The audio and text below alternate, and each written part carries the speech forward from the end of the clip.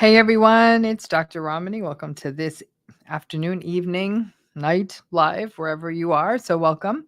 I hope you're having a good Saturday. It's a miserable day in Southern California and cold and rainy. And so I enjoyed our morning live and the topic. And I really appreciate the people who made suggestions for what they wanted covered here in the afternoon live, only because it actually took me down a rabbit hole as I was preparing, and I forgot, how many important things there are to say. So I'll try not to yammer on so long, but also want to give everyone the reminder that, listen, now we're, it's always that, that challenge of we're so happy, honored, grateful to have gotten that, the recognition that the New York Times bestseller list gives us. More than anything, it's like, oh, this is an issue that actually has some issue to it. So thank you to all of you who were our supportive pre-orderers, our supportive week one orderers.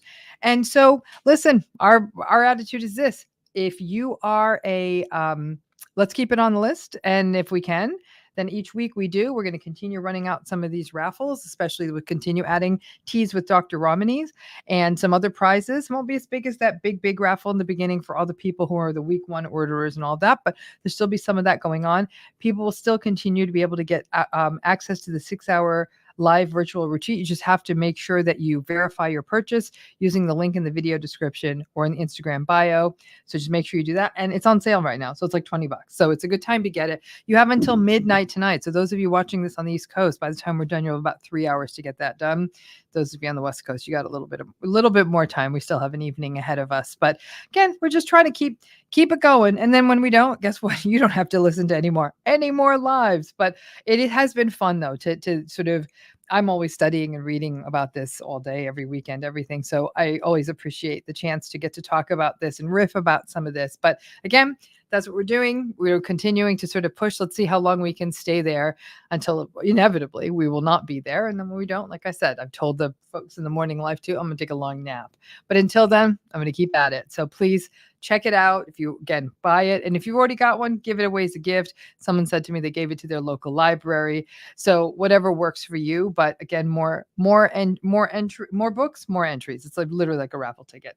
So let's go ahead and talk about the topic. And I also want to highlight this. As always, I'm going to be answering questions today.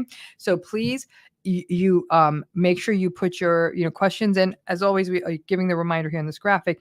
If your question's pulled, your screen name is going to show on the video. So just be aware of that. If you're like, oh, I don't want that, then don't put it up there. So that's the one thing you need to remember. So go ahead though, if you want that and you don't mind that, go ahead and drop your questions in the comments. I'll take those on at the end. So at the end of our live this morning, I said, hey, everyone, listen, unless you come up with this morning we talked about boundaries, right? Which was, I think, an important conversation because it is everyone talks about boundaries, but when it comes to narcissistic relationships, forget about it. It's a whole different kettle of fish. So we really got to unpack some of that. So at the end of that live, though, I said, folks, if we're going to do a second, tell me what you want it to be. Otherwise, it was going to be what I decided. And 3 topics got floated. And I think we're not going to be able to do justice to these are big topics, but I'd like to hit them all because I do think that they're things that are sort of top of mind for people who are healing from narcissistic relationships. And so let's take them on. The first thing that was suggested this morning is, could we talk about betrayal trauma? And betrayal trauma is something, again, I get into quite a bit, and it's not you. I do talk about it. I've had the pleasure of getting to talk with Dr. Jennifer Fried about her work on this. But betrayal trauma, it takes that construct of trauma and focuses very specifically on what happens to a person who's experienced betrayal, sort of a break in trust with someone that they were supposed to trust. It could be a parent. It could be a partner. It could be someone you work for. It could even be an institution. Okay, so these are organizations, people that you are meant to trust, that you have to rely on, that you're dependent on in the case of a child. And those people or those organizations betray your trust. Betrayal trauma represents something very unique, and some of the research shows that betrayal trauma can actually have more profound psychological effects than trauma that might happen. For example, a natural disaster would be a great example. Natural disaster is not permanent. I'm sorry. A natural disaster is not personal. Could your house gets harmed in a flood or a earthquake or a storm. It's very traumatizing to lose your residence, your safety, the fear that potentially dying in such an event. The outcomes for people after that can look different than betrayal trauma. For people who go through betrayal trauma, it's a fundamental rift in trust, and a survival need is taken away. And that survival need is the need to be attached to or connected to a loving, trusting figure who now really there's a sense you can no longer trust. And what it does to a person is it does all the things in many ways that narcissistic abuse does. One thing that Dr. Fry talks about in her formulation of this idea of betrayal trauma is that in a way, not in a way, she actually cites work by someone who's an evolutionary psychologist at UC Santa Barbara, who talks about this idea that it's Dr. Leah Cosmides, who talks about this idea that we have, as human beings, we're wired to detect when we are deceived, right? So that intuition we have is very human. Our brains are wired for that. We're a social species. So if somebody's scamming us, it's good for us to know that, right? Well, the problem is if the person who is scamming, betraying, cheating, lying, doing whatever form of betraying they're doing is someone that we have to trust or that we believe we love, well, that doesn't work very well, does it? And so that capacity to detect the cheating can sort of get pushed down by a process that Dr. Freud has termed betrayal blindness. This idea of this doesn't fit. If I have to see, it's like cognitive dissonance, right? It is cognitive dissonance. To see this means that relationship I need, especially for a child. This is where we see this particular betrayal trauma thing really play out. But it happens in adult relationships too. You're in a long-term relationship. You've got a home. You've got a kid. You've got a life. Then there's whatever betrayal there is. And betrayal takes many forms, as we've talked about in other workshops, like for the one we had a few weeks ago. It takes many forms, but you don't want your relationship to blow up. So if you detect that betrayal, in a way, it's a call to action, right? It feels too funky to stay in a relationship where you're betrayed. So the fix is, in some ways, that sort of cognitive dissonance tension reduction. That fix is then to sort of kind of conveniently sweep it away. What she calls betrayal blindness. Now, why betrayal trauma is so important to understand in narcissistic relationships is that it probably is it's one of those pillars of trauma bonding, and it's one of those pillars of why we're so stuck. It also plays into that idea of when you finally do get out of the narcissistic relationship, you'll often think, how did I miss all of that? You didn't miss all of that. And the best analogy I can give, and I'm always looking at a closet when I say this, the best analogy I can give is, sometimes we live in places that has a closet. The closet might actually go quite high, and there's a shelf up in the closet that you like, oh, let me put this thing I never use up there. And honestly, the thing you put up there, either you're never going to get down there from there again, or probably the next time you take it down is when you move, right? So there's sort of like the equivalent of that closet in our mind, in our psyche, where we put stuff up so high. It's there. It's not like we don't have amnesia. Okay. It's still there. And the problem with betrayal trauma and betrayal blindness, it's not like, well, that's a convenient way. Just put it up on that high shelf. We don't need to think about it. We can just keep our lives going. It doesn't work like that. The more of that betrayal you have to shove away, the sicker you get.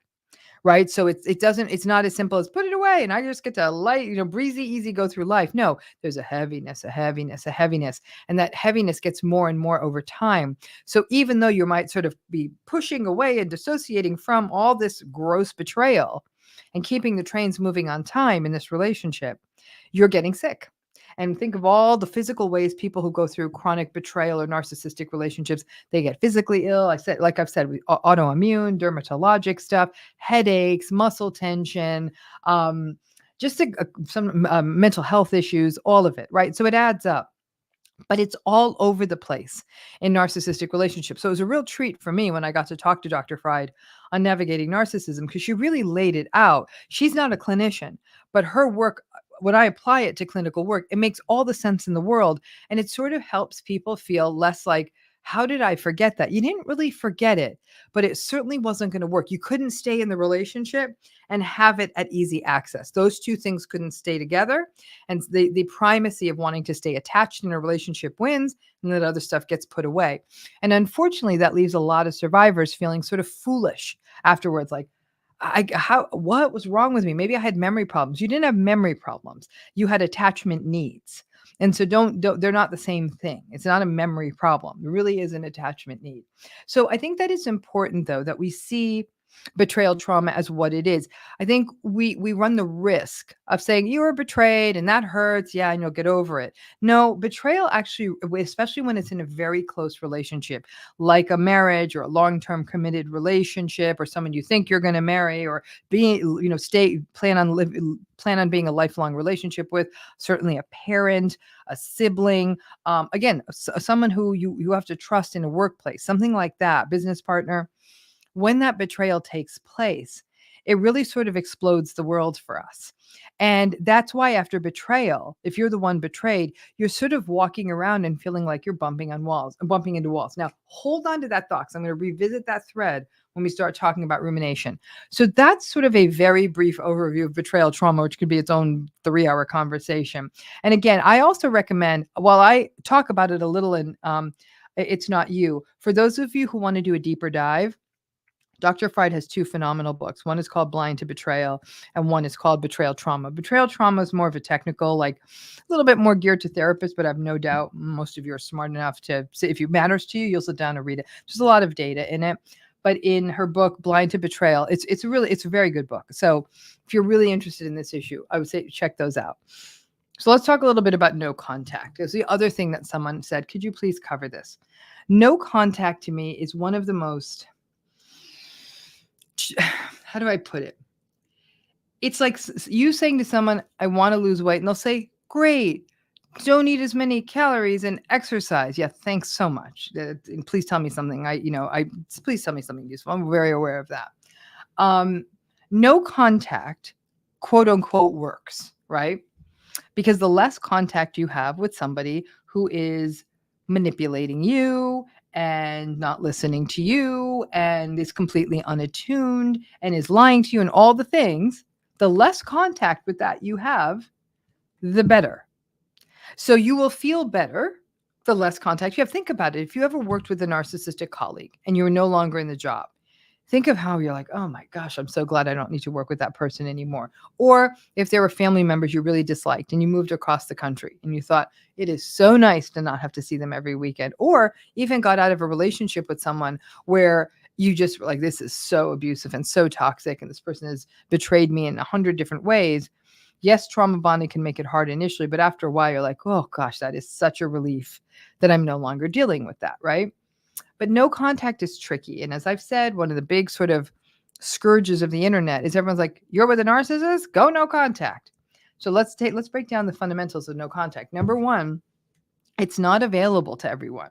In fact, it's probably not available to most of us. Most people can't go fully no contact with their family. Some can, and some people take a while to get there. So some of you might be in sort of this gray zone where you're not really engaged. But if enough things happen, enough betrayals happen, enough narcissistically, antagonistically problematic behavior happens, you're like, I'm done. I'm not doing this anymore. Or they go a bridge too far, say something to someone like a child or something like that. You're like, I am done. So most of us can't get there. It's not a quick, like, okay, yeah, they're narcissistic, I'm going to go no contact now. There's a process, right? Some people can't end long-term committed relationships or marriages. You've got kids, you got the houses and the bank accounts and all the stuff. Or you cultural reasons or religious reasons, or you don't have a support, whatever the reasons are, most of us can't just do that. And because that's often given as, well, they're narcissistic, well, why would you ever stay in a toxic relationship? That doesn't make any sense. Nobody is sitting at home saying, I'm going to stay in my toxic relationship because that makes sense. People grapple with this over and over again. What do I do? And I don't know what's going to be better for my kids. And I can't afford to move out and rent. And there could be 1,000,001 practical or emotional reasons. Some of you aren't ready. Just because you find out someone's narcissistic doesn't mean that you're like, okay, they're narcissistic, I'm out. Now you're like, okay, I have an explanation and this really sucks because I kind of still love this person. And that's okay. Doesn't mean something's wrong with you. Doesn't mean, again, like you're codependent, like we were talking about this morning. You love someone, and this is a person with whom having a deep relationship is probably not going to be possible. So now there's a lot of grief for you. So going no contact quickly is not going to be an option. So there's a shame if you can't, because you're told you're supposed to do it, but you don't feel ready for it. And then, as I always say, it's that you can't win in these situations. If you do go no contact, you might be shamed for that. Oh my gosh, that's so extreme. Are you doing this because you have a problem with your feelings?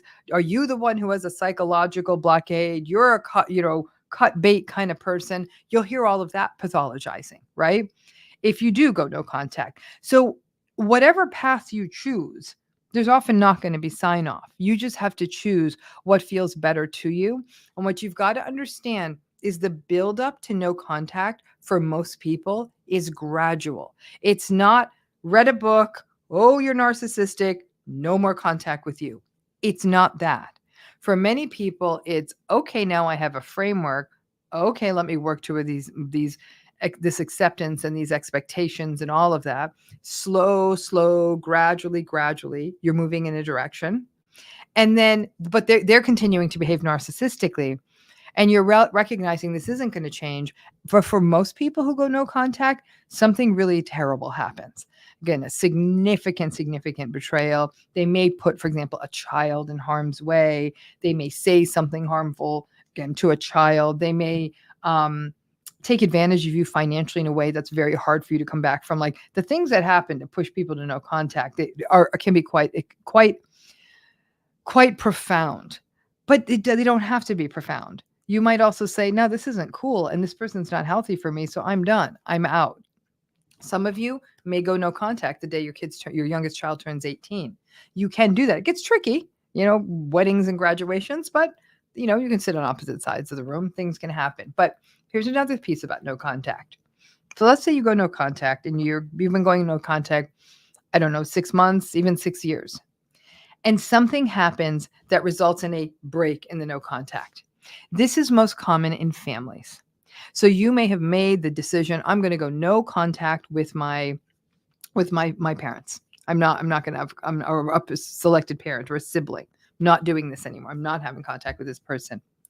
But then something happens in the family, death in the family, illness in the family, some financial thing happens in the family, something happens, and it pushes you back into contact. Some people will say, I can't believe I lost my no contact. And I try to remind them, this isn't sobriety, right? It's not like you're accumulating this. Like, it's okay. Because in all those years or months of no contact, you probably developed a stronger muscle, have more realistic expectations. It's not to say that seeing them isn't going to throw you off or unsettle you. It will.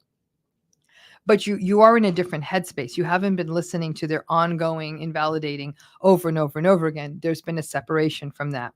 But some people will get really mad at themselves and they'll say, I went 6 years no contact and I got pulled into this.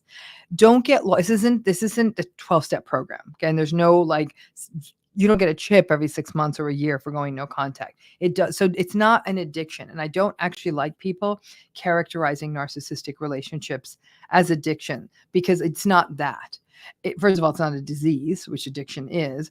But secondly, it's also that for many, many people, they'll acknowledge like, oh, now I see it. It's the alternation. I see how the trauma bonding works, but it's a human relationship. And so when we treat it as, well, if I don't have any contact with them, then I'm doing great. It's not quite that simple. The other thing people do also is it's really hard to go no contact. So even therapists will sometimes say, stop looking at their social media. Okay. It's very, very hard, especially when you're having the dark night of a soul. It's like it's a rainy night, you're home alone and you can't fall asleep, and you pick up the phone, and what does it take? 2 little keystrokes, and before you know it, you're going down the rabbit hole of their Instagram, and then you're figuring out who's in the picture, and now it's 3 a.m, right? It happens. Treat it as it happens. It's almost like a Hoover. It's okay if it happens. It probably will set you back. I know that, because no contact means no contact, folks. It doesn't mean like I still look at their Instagram, but I don't talk to them. It means you don't look at their Instagram. You have no idea what's going on in their lives. It really is it's like witness protection level stuff, right? You really shouldn't know what's going on for it to actually work the way it's supposed to, right? It works if you really do it right. Like I said, witness protection style. If you really do it right, they sort of start fading from your memory, as anything we don't see anymore does. I mean, it's the nature of memory. It does degrade over time. We may hold a lot of it in our body, of course, and still feel upset. Like, I'll be very frank with you, as a very narcissistic person in my past. And when I see people that resemble this person, which I probably the most recent time that happened was I was traveling recently. So it was a couple weeks ago, and I get a start, and I'll become quite wide-eyed and like, please God, no, please God, no. But there's no reason on planet Earth why this person would be in that place. So we hold on to it in our body, and I'll feel sick and all of that. And then, it's like, okay, that's not what it is. It's like any sort of trauma response. If something resembles the thing that harmed us, right? So it works because we're not being exposed to the thing anymore. And if we're completely not being exposed, it really works. Like, again, no social media, no one's telling us how they're doing. That's something you have to almost train the people around you to say. I had to have sit downs, and I work with my clients to have sit downs and say, I want to know nothing about this person. I don't care what you know. Please, I'm going to tell you now. I don't want to know. I don't even want to know, And so you have to be aware of what your limits are. After a few years, maybe you will be able to hear it. But initially, if you are going to go no contact and you want it to work, the less information, the better, to the point of having almost none. Now, what does it mean down the road if you go no contact? It can be a very beneficial strategy if you're in that circumstance where you really can cut out and you don't have people weighing in about how they're doing. Because like I said, the memory is going to degrade. It's going to fade. So it can work. And in fact, I've seen some sort of like straw poll samples where people have said no contact worked very well for them. But I don't want people to think, well, if no contact works, does it mean I can't heal? I can't push back this if I have contact? And that's not the case at all. Plenty of people continue to have contact and absolutely can heal. And a lot of people find no contact to be a very extreme strategy. It almost feels too extreme. So it tends to work in people who have been in relationships that maybe where they didn't have as much shared stuff. Like for children, if you're in a romantic relationship with someone, even a marriage, and you never have kids, that can make no contact a lot easier because there's really no reason for you to have contact with each other. That would be the main reason that people who are intimate partners might have to have long-term contact. It's harder in family systems. It's certainly much easier in the workplace unless it's a small industry. So those are some thoughts on no contact, but you've got to be careful to not no contact shame yourself. You don't want the thing you're using to help yourself to end up being a weapon that harms you. Now let's talk about rumination briefly, which I don't think is possible. The reason rumination is such a central part of narcissistic relationships and the fallout of narcissistic abuse is because we ruminate about relationships that don't make sense. If you're in a normal relationship, friendship, anything, and think of the relationships you have, pick the healthiest one you have, the healthiest relationship. I don't care if it's a friendship. I don't care if it's a sibling. I don't care if it's a colleague. Just think about that. How often do you ruminate about that relationship? My guess is almost never. We don't think about those people. I mean, we think about them to the degree that like, okay, oh yeah, I have dinner plans with them, or I got to see them, or I got to remember to call them. But we want to do those things. We sure as hell don't ruminate about them. Rumination is an obsessive process. It's a negative process. It's meant to solve, usually, oftentimes, a not easily solvable problem. But we ruminate about relationships that don't make sense. In the beginning of a new relationship, when you first meet someone and you're excited and you're kind of crushing on them, you may ruminate, but I wouldn't even say that the word ruminate is correct there as much as maybe daydream. You may ruminate if they're doing weird stuff, like responding and then not responding, sort of seeming interested and then not seeming interested. That could lead to rumination. again, because it doesn't make sense. But thinking about someone and daydreaming about someone isn't necessarily rumination, because it doesn't usually leave us feeling bad. If it's a good situation, it might even leave us feeling a little bit better. But if we ruminate about stuff, like I said, that doesn't make sense. So let's talk about some different kinds of rumination that can show up in a narcissistic relationship. We just talked about betrayal, so I want to bring those two lines together. Betrayal might be the one thing we ruminate most about in narcissistic relationship. So let me give you some examples here, which I bet some of you will resonate with. I don't know if this has ever happened, if any of you have ever been sort of cheated on or, lied to about in a relation, like someone having some sort of inappropriate relationship outside of your relationship. One thing people do a lot of in narcissistic relationship is they're always playing out timelines. Like, wait a minute, we went on that weekend to that resort, but then that text, and you're like Columbo the detective, like you're just Perry Masoning this whole thing out. And like you almost like making one of those, like, when people are trying to hunt a serial killer and there's all those pictures on the wall with the yarn lines and all of that. You're doing that. You're trying to play out like, how did this happen to me? When did this begin?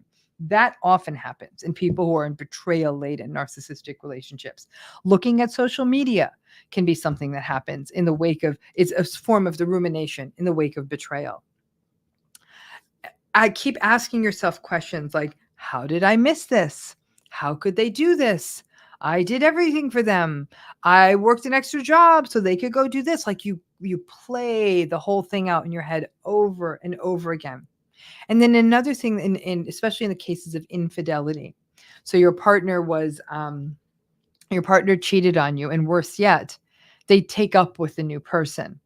That absolutely pulls for rumination. And the big, big fear everyone has, they're going to change for the new person.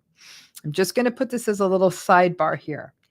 They're not going to change for the new person because they really don't change. But some of you are saying, I can see you raising your hands, saying, oh no, Dr. Ramani, they got into something with someone new, the person they cheated with, they got into a relationship with them, and that relationship has lasted longer than ours. Remember this.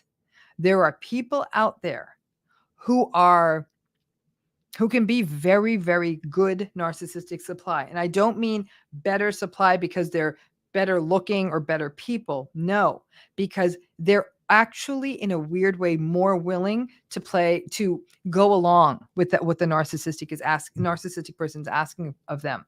There's a situation I had been acquainted with recently where very narcissistic person met a new person, and the new person was just obsessed with being in love. Like that's that person, like it's almost like their brand, for lack of a better way of putting it. Being in love was their everything.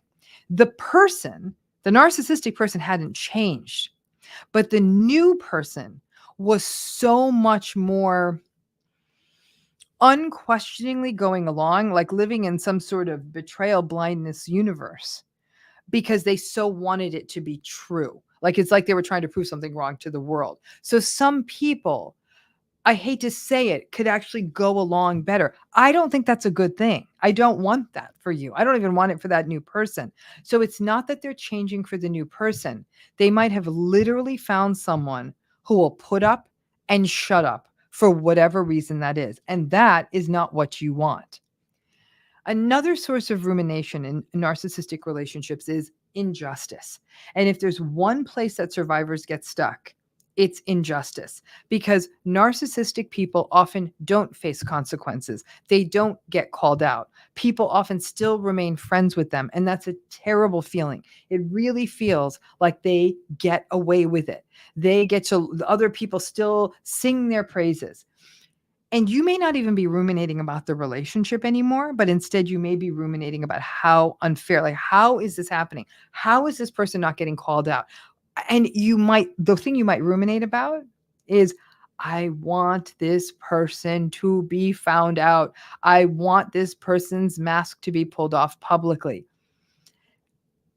Sometimes it happens, but it often doesn't happen on a schedule that works for you. If you devote your life to their unmasking, you're going to lose your life. You've already wasted enough time in the relationship. It may happen. It feels really good when it does. But my guess is you'll be sort of well on your way and healed and down the road and almost not care. You might just chuckle about it a little bit, but it just won't matter. You might even feel sorry for them. But what we do know, Judith Herman's new book that she wrote last year really gets at this, which is that healing from trauma, when there isn't the sense of perceived justice, that lack of closure, as it were, it is much, much more difficult. And closure very rarely happens in narcissistic relationships. Then there's the rumination we have because we were gaslighted, right? We ruminate because we wonder, like, did I say that? I don't think I said that. Maybe I said that. And you just spin and spin and spin. Well, you're spinning because you probably didn't. You probably did remember it right, but they're telling you remembered it wrong. And that over time culminates in the whole what's wrong with me rumination. Then there's something I call the detective rumination. And detective rumination is when there has been some form of betrayal in your narcissistic relationship and you keep like going over old messages. Like you know how like it's exhausting, right? You have to scroll into those messages from so long ago and you start screenshotting them so you have them all and you put them in a file and you're looking at them and you're just trying to figure out like, when did things go wrong? And when did they meet this person? When did the tone of their text change? You lay out those timelines. Again, the going through social media, but I can only call it detective rumination. And then there is that the rumination can really culminate in the sense of, I'm a bad person. I don't know how to be in a relationship. There's something wrong with me. So the rumination is probably one of the worst parts of the fallout because it pulls you out of your life. It makes you distracted. It makes it hard for you to be present with other people. If you're out to dinner or they're visiting you or hanging out, you are you may doubt yourself in other areas of your life. Rumination is also a feature of other mental health issues, including OCD, anxiety, depression. And the biggest problem with narcissistic rumination is like, listen, sometimes we ruminate over a problem, like we really get stuck in it and get stuck in it and stuck in it, but we finally find a solution. Like all that ruminating gets us somewhere. In a narcissistic relationship, it gets you nowhere. And when you ruminate and ruminate without a destination, without a solution, where it all ends up is self-blame. That's why the rumination is so problematic. So I hope I covered those three kinds of, very briefly, covered those three topics people wanted to hear about, which were the many vagaries of no contact, the issues around rumination, and certainly the issues specifically to betrayal trauma. Like I said, every one of them deserves their own many hours. And in fact, in our healing program, we had a whole month on rumination. So why don't we take a look-see at some questions here. So again, here we go. Is there a relationship between narcissism and avoidant attachment? Absolutely. So what we see in people who have narcissistic personality styles, the two types of attachment styles that are most often represented are the anxious and the avoidant attachment styles, and sometimes kind of a little of both playing in the same person. So you can see, particularly in vulnerable narcissistic folks, you might see more of the anxious attachment style where there's a bit more of more of a rejection sensitivity and an abandonment feel. And then in you can also see that avoidant attachment, that sort of detachment, that lack of connectedness, that sort of there's what we call the approach avoidant style. When you try to reach in more to them, they pull away. And so obviously that can have childhood origins. There's no two ways about it that narcissism reflects some form of attachment issues. Like I said, it's some form of insecure attachment that is a hybrid of anxious and avoidant. And I think what gets challenging for people in relationships with narcissistic people is you might say, well, I have some empathy if they have that kind of attachment style. Can't I work with them on it? There are people out there, folks, who have avoidant attachment styles that are simultaneously not manipulative, gaslighting, and validating all of the other things, right? So a person having an avoidant attachment style doesn't mean they're narcissistic. Many narcissistic people have avoidant attachment styles. And the thing that's making the relationship difficult, sure, the avoidant attachment style isn't helping, but it's all that other stuff that's hurting you. The manipulativeness and the contempt and all those negative things that are making the relationship not only feel impossible, but not good for you. So this is where the waters get muddy. And then we'll start reading all the stuff on attachment and say, well, I'm going to be able to fix this because I'm going to relate to them knowing their attachment style. I think that's a very compassionate approach to it, but avoidant attachment and narcissism aren't synonymous. They're related, they're correlated, and it's probably explanatory about where the narcissistic person came from. But there's a whole nother thing happening there that, and again, not all avoidantly attached people behave in ways that are so antagonistic. Do we have any other questions? Someone says, I've played a parent role. I have a loving, nurturing relationship with my siblings. My narcissistic mother has sort of sat my siblings against me and isolated me. How can I regain their trust? So I'm assuming that you say that when you say I've played a parent role, maybe you had to play a parental role with your siblings, is my guess. And that in the past you have had a nurturing, loving, you say loving, connected relationship with your sibs, but that your narcissistic mother is engaging in triangulation. And in so doing, anyone who engages in triangulation allows them to keep the power. Someone gets isolated from the system, strength in numbers, and it can be incredibly painful if you're the person on the outside of this, especially if these are people you once cared for and nurtured. Regaining their trust sometimes has to start in the most simple way, which is being number one, in your conversation with them, don't disparage your mother. Because many times when we approach someone who may still be ambivalent towards someone narcissistic, and we say, well, mom's narcissistic, the tendency is to defend that parent, whomever it is that's narcissistic. So that's not going to be your approach. Focus on the dyad of you and them. Have contact with them. Listen to them. Lead with empathy. Be careful, because I hate to say it, they may still be gathering intel and sharing it with your mother. So move slowly, but don't make it about your mother. Don't even bring your mother into the conversation with this sibling as you attempt to regain trust with them. It's about you and the sibling. And I know you feel like, well, my mother is part of this because that's the person who got in there and was doing the triangulating. I get that. But it's likely that the sibling is still influenceable. They're almost like a swing vote. And because of that, you don't want to create, again, you don't want to create a greater wedge. You want to continue to connect with that sibling and in any way you can, and see if you can repair your dyad. It might take some time. And you want to do this in a way that's quiet so that the narcissistic mother doesn't detect it. So don't do it in front of this person, because if they sense that, they may double down on what they're doing. We have any other questions? Someone says here, can I heal from this at 62 years old when I had a narcissistic mother and a 30-year marriage to a narcissistic husband? I don't have a me to go back to. This is a phenomenally important question here. Okay. So number one, I'm going to give you the short answer. Absolutely, you can heal at 62. And I'm telling you now, at 58, I have to believe 62 and 58 are not that old, right? So I get though, at this age and stage in life, body's changing. So it's an interesting transitional phase. You feel like this is the only reality I've ever known, right? I understand though that the sense that you don't have a me to go back to. Can we get you though to embrace the possibilities of the you and start small? Very small. So I don't know if you're still in the marriage. That part's not as clear to me if you're still in it or not in it. I'm going to answer the question both ways. Let's assume you got out of it. Okay, so you're starting again at 62 on your own, which can feel overwhelming, but then also ground yourself in, if I'm alone, then I don't have to kind of sort of like pawn off my emotional and inner world to be what this person wants. So it's starting slow. Preferences in 100 different places. Food preferences, literature preferences, movie preferences, activity preferences. Are there friends you haven't interacted with as much because of this marriage? And how many of those relationships could be dusted off and sort of revisited? So in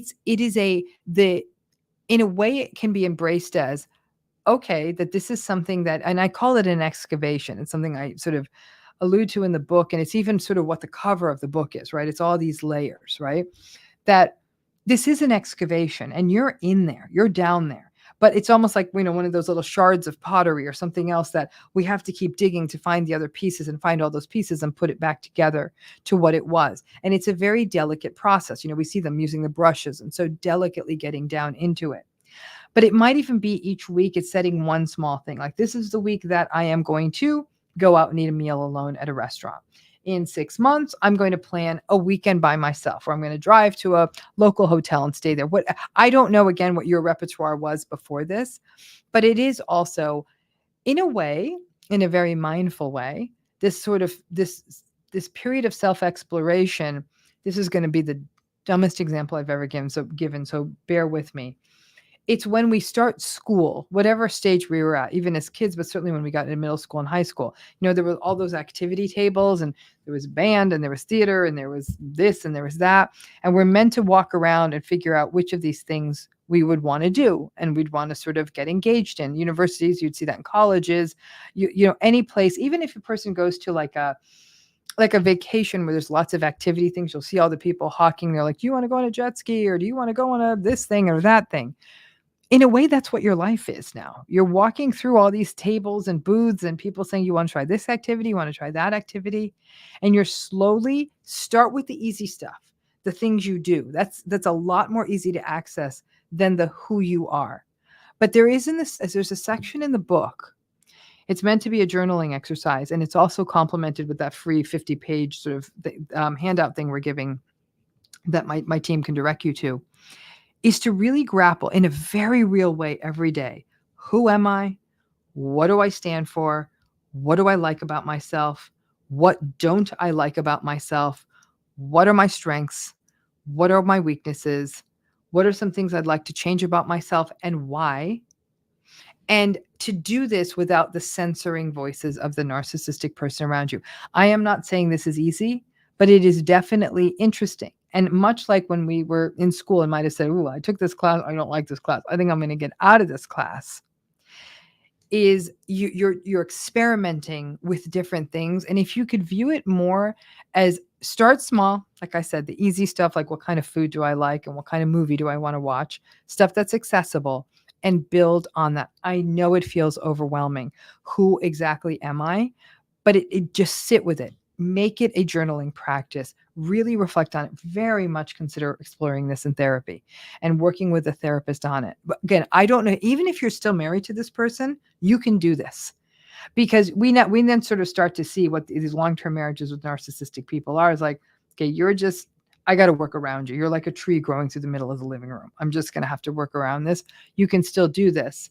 And you can be very mindful about not bringing that you in front of them. They don't get to see it, but to slowly build that up. Take classes, do creative things, whatever. I don't know what your interests are, but slowly and surely build that out. And another thing I'd also always recommend to people, be of service. Do something that involves either, whether it's animals, whether it's volunteering in your community, whether it's if you don't want to help people directly, whether it's packing stuff in a food bank, there is something inherently that really teaches you a lot about yourself when you do that kind of stuff. So whatever that looks like for you, it's now a period of exploration. Again, it's like the book cover. It's just we're digging into all the little pieces of pottery that are us that we have to delicately brush off and bring up to the surface and put together and let ourselves take shape. And sometimes to see it take shape, especially since you had a narcissistic mom for the very, very first time. I fully understand what this feels like. I really resonate with this both personally and with many clients, and that it's a slow burn. And then again, this is why the writing can be such a useful process of like, today I tried this and this day felt good because, or this day felt lousy because. Track what makes days feel good and bad. Any other questions? Okay, so someone here is asking, what about when we see a situation as betrayal, but the betrayer does not? This happens all the time. In fact, I think this is the norm, that we experience a betrayal. And if the betrayer is narcissistic, more often than not, they will not agree with that characterization. You have to trust yourself. This is your trust that was betrayed. Remember, betrayal is a very, very different experience. Betrayal trauma happens to the person being betrayed, right? So they often will not call it that. This is really where standing solidly in your you, that my trust was broken, even if the whole world tells you, well, that wasn't a betrayal. You experienced it as such, and that just told you this person is no longer that safe. This person can no longer really be trusted. You've gotten a huge piece of data. So we put too much weight into what our betrayers think and feel. We want closure. We want what we want, all of us want. is that they would own up to it, right? They would take responsibility. They'd say, yep, I betrayed you, or yep, I did the wrong thing. Narcissistic betrayers do not do this. I can't stress that enough. So if we're waiting for that prize, it's going to delay our healing. Really, when you start making strides in this is when you say, I was betrayed. And even if no one else is using that language, you feel it in your body like, this is what betrayal is. This is what they did to me. You don't march up to them and say, yo, you betrayed me, because they're just going to gaslight you. But you now know something. And you now know to interact with it differently. It's a very powerful moment as long as we don't wait for them to take responsibility. The definition of a narcissistic personality is that they don't take accountability or responsibility. And when they do, it tends to be quite transactional and performative. They do it so they can say, look, I took responsibility, but then it's on a smaller ticket thing, but not on the bigger things that matter to you. So I hope that answers that question. When we take a couple more, I know you're all leaning into your Saturday evening. So could you please talk about narcissistic folks who are sexual predators who have sexually harmed victims through grooming? How is it possible for grooming to happen to adults and not just the underage? This is a big question. So there's a body of literature showing that the sexual abuse of children is associated with narcissism in the predator. So we know that has definitely been established.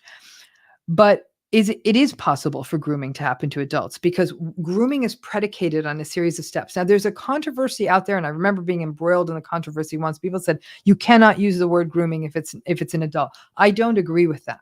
I think that I think that grooming is much more likely to happen with someone underage, under 18. I do, because they don't have the same level of social and emotional development. They don't have the same level of agency in the world. They may not have the same protection, they don't have money. They don't have the ability to access that. And the predator, the groomer, is always going to choose a young person, child or adolescent, who does not have supports, who is groomable as it were.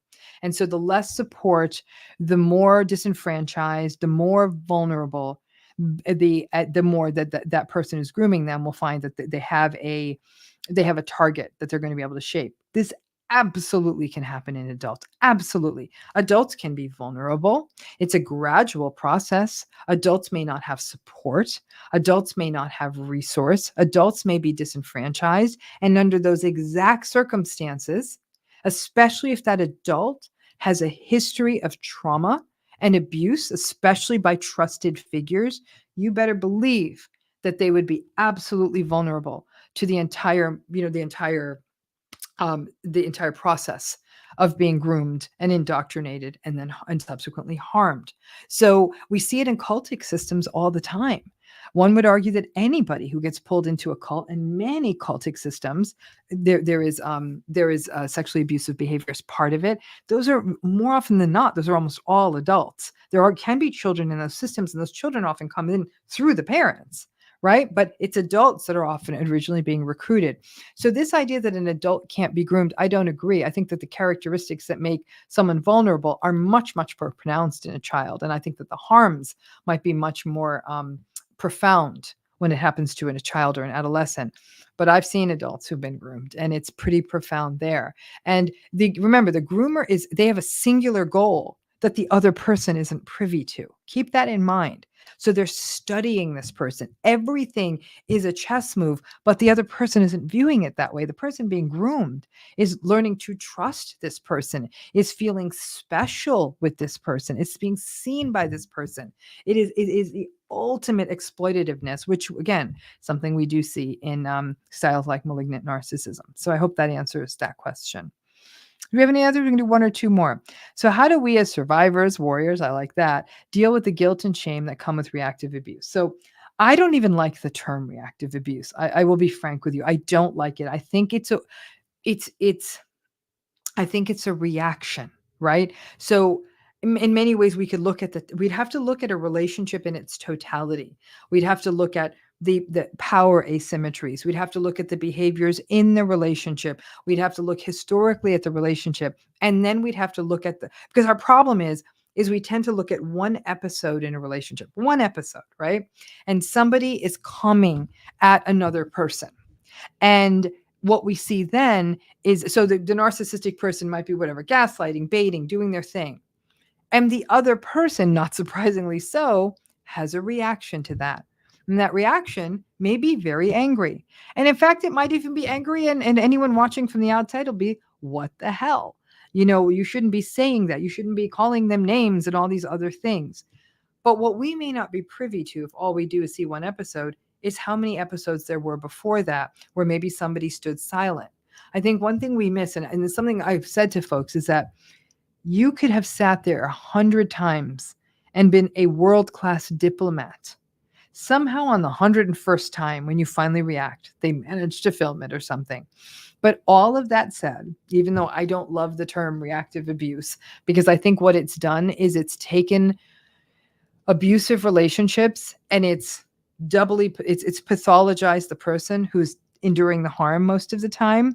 And that has actually been used in court. It's been used in family court. It's been used in domestic violence cases. So again, from a socio-political standpoint, and what we know about relational dynamics, don't love the term, but all of that said, whether we call it reactive abuse, whether we call it a reaction, you say the guilt and shame.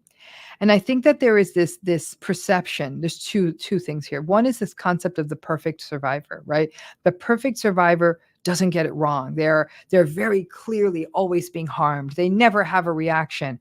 But that also doesn't feel good. Because there's a second side to this again. The shame we feel when we never respond.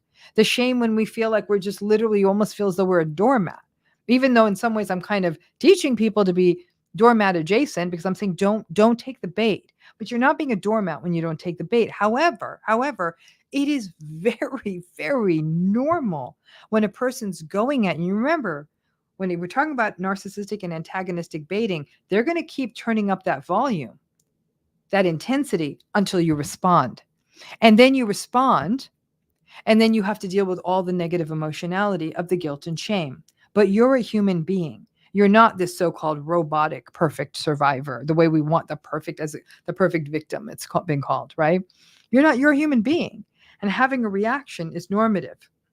It becomes very, very important. And you see, I'm a big fan of writing stuff out, because when we write it out and look at it as part of a history, it sort of starts to make sense. And what I often see is the natural history of what happens in narcissistic relationships. And we'll be playing, so those of you who do join us in the virtual retreat, we're going to be playing with some of the sort of way of drawing this out, is that there's going to be a period of time in the relationship when you responded to the narcissistic person as though they were a normal human being that was actually listening to you. So you might even say, like, interestingly, our arguments early in the relationship were pretty heated. And then I kept getting sort of shut down more and more and more for the gaslighting. But even still, there's going to be a point where the arguments are the most florid, the most angry, the most loud, and on both sides. The person who's also, we'll call them the not narcissistic person in the relationship. But nothing's working. And there's no way to get through to the narcissistic person. There's no way to communicate. You're being continually gaslighted. You're feeling more in guilt and shame for actually having a reaction or a response. And then what we see is we come down the curve and people respond less and less and less and less. And they detach. They may become numb. They may look dissociated, but there's a different shame on that downslope. And that shame is, I'm just giving in. I've given up on myself. So when you talk about this guilt and shame about reactive abuse, number one, as I say this over and over again, but I do mean it. I think it's an important thing to take to therapy or a support group or anything like that, number one. But number two, I want you to lift this episode and I want you to embed it in that sort of the natural arc of the relationship. Do you find that what you're terming reactive abuse happens when the baiting gets turned up? Do you find what the so-called reactive abuse happens when it's a betrayal trauma situation? Do you find that the so-called reactive abuse happens when somebody's sort of doing something that makes you worried for a child or something like that? What is bringing out the stronger reactions in you? Because when you can contextualize it, you don't feel as much as that you're complicit and an equal partner in a toxic dance, as much as it's that recognition that I don't want to put up with this. And the balancing act is that recognition of nothing I say here is ever going to make a difference. So when I do sort of work people through, especially if they're coming towards it, the end of a marriage or something like that, is how to turn that volume down for themselves for no other reason that this nonsense can't be dragged into family court, right? And have the actually the rather healthier person in the relationship be portrayed as being a sort of an equal problem. They do that all the time. So it's like, it is literally like this sort of training of yourself, but it doesn't feel good. You've already lost your authenticity being in this relationship. Now you have to completely almost shut yourself down. And that's a complete numbing. And that's also not good for you. So I would say, please take what you're calling this reactive abuse, put it in a larger context, look at the whole landscape of it and see what it looks like. Because again, listen, I don't know fully your story. So for all I know, you're just sort of getting in there and yelling and screaming just as much as they are and never stopping.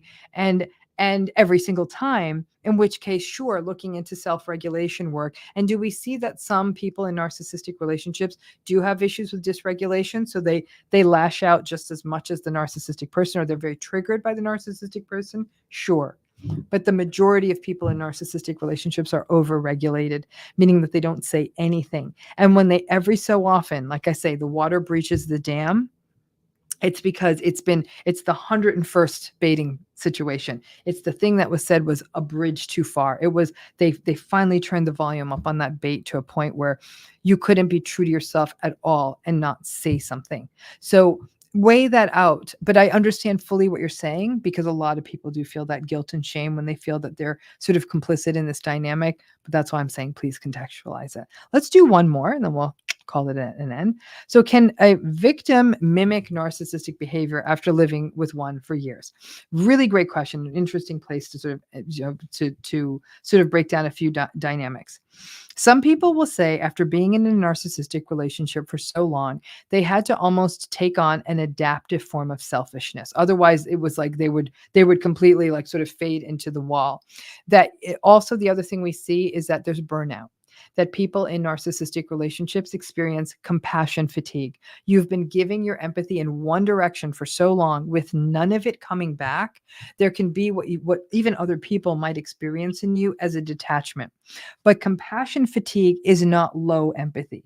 Compassion fatigue is a certain exhaustion that comes when you've been giving it for so long and it doesn't come back at you. Okay, so that's one of the places where I don't even think it's a mimicking, but I think what happens is a person who's been in one of these relationships is so quickly to say, oh my gosh, I'm so detached, I'm so cold. Again, going to give a personal example because that's the one thing I can talk about openly, is that I had a circumstance like this happen yesterday where I was in a situation and I didn't take notice of someone in my purview. I really should have, but I was really exhausted from the book stuff, from working. I had traveled, I hadn't slept enough. I had been helping a bunch of other people through stuff. And then someone pointed out the error of my ways. They're like, hey, why aren't you noticing that person? And I felt absolutely terrible. I'm like, I am a monster. I am a human monster walking amongst us for not noticing this person. And I'm still thinking about it, right? Because I'm like, how could I miss that? That person shouldn't have had to point it out. But it was definitely, in my case, a compassion fatigue and good old normal fatigue too. And it was about bringing myself down with a gentleness, but I'm still not brought myself all the way down. I'm really angry at myself and for not getting that right. And in that moment, would have thought, am I narcissistic? So we have to look at how much of this is a depletion, is an exhaustion, is a compassion fatigue, is I know some folks who've been through narcissistic relationships have said, I'm never listened to. And now I have this problem where I sometimes find myself monopolizing a conversation because I'm so grateful to get to talk and have people listen to me. And so they'll feel like I'm not very skilled in conversation anymore because I talk, because this is the only time I can do it. And then they'll say they feel a lot of shame afterwards for doing that. So I don't think it's mimicking as much as it is that you may be mirroring some of these patterns. Like you might find yourself being more abrupt than you normally would be. Your empathy isn't as where it's always been, but I think that's probably compassion fatigue. You may monopolize a conversation in a way you didn't intend to, and then say, it's really how self-aware you are of it, even if it's not till afterwards. If afterwards you say, that wasn't my best look, like I just kept talking, or I didn't notice the other person, or I wasn't plugged in, just having that awareness afterwards tells me that's probably not narcissistic, because a narcissistic person wouldn't have that awareness. They just do it and go to bed and sleep just fine. So I do think that there is this sort of what I call infectious narcissism, if you will, that if we spend enough time around a narcissistic person, yeah, there's some risk we might pick up on some of maybe their speech patterns. There's a risk of some abruptness. But what we often do see too is the fatigue and the depletion that comes from being in one of these relationships. And then when we do get that, we're almost like a hungry person at a buffet. When we're with other people, we so want to be heard that we might, we might just really talk a lot. And because we're just so grateful to be seen. And it's not that we're monopolizing it the way a narcissistic person would, but rather in that way, like I said, the way a very hungry person would. And then think about your self-reflection afterwards. But yeah, we pick up on the stuff that we're around. And some people have said to me that when I first left a 25, 30, 40-year narcissistic marriage, they're like, I had to clean some stuff up. Like I picked up on some of their entitlement patterns. I had to check myself and how I was treating other people. We do acculturate to the system we're in. And a narcissistic relationship has its own culture, if you will. So there will be some picking up of it. But most people in these relationships can pretty quickly say, I don't like how this feels. I'm not going to do it. It doesn't mean you're doomed to be stuck in it. The self-awareness will help you sort of turn that around. So I've gone too long, I got to tell you. So this is it, folks. In New York, you got 3 hours. Here in the West Coast, you got 6. And everywhere else, you got whatever it is. You got 3, 4, 5, 6 hours. Hawaii, you got another minute. Go ahead. Like I said, let's see if we can keep it on the list. Now it's a game to me. I'm honored to have been on there 1 week. If it goes away after 1 week, like I said, then we're gonna sort of collapse the tents for a while. But if we're going to add more Ask Dr. Ramani's, we're going to add more raffle prizes. People who already did this week 1 pre-order, you stay on the raffle list. Don't you worry. You are our warriors who were there from the beginning. People who are coming in saying, well, I thought I missed my chance. You didn't. You're just going to be added to that larger list. There's definitely fewer giveaways now. I mean, I have limits, but we're still adding Ask Dr. Ramani's. We're still tea with Dr. Ramani's, I should say. We're adding more giveaways like signed books and all of that. And so, and like I said, we can't give you everything we gave the first group, but definitely that virtual retreat. If you do buy the book by midnight, whatever your time is, and fill out that on that proof, that verification form that's either in the video notes or in the Instagram bio. So I'm going to go and sort of work on all this stuff too that I'm doing to sort of close up our shop for today and tonight. And I want to thank all of you for your questions, for your insights, and even for these suggestions for things to talk about. As you have more ideas, share them, because we'll continue doing lives for a minute. So if you have other things you want covered, let us know. Thank you again. I hope you have a great rest of your Saturday night. Bye. Stay dry or stay warm.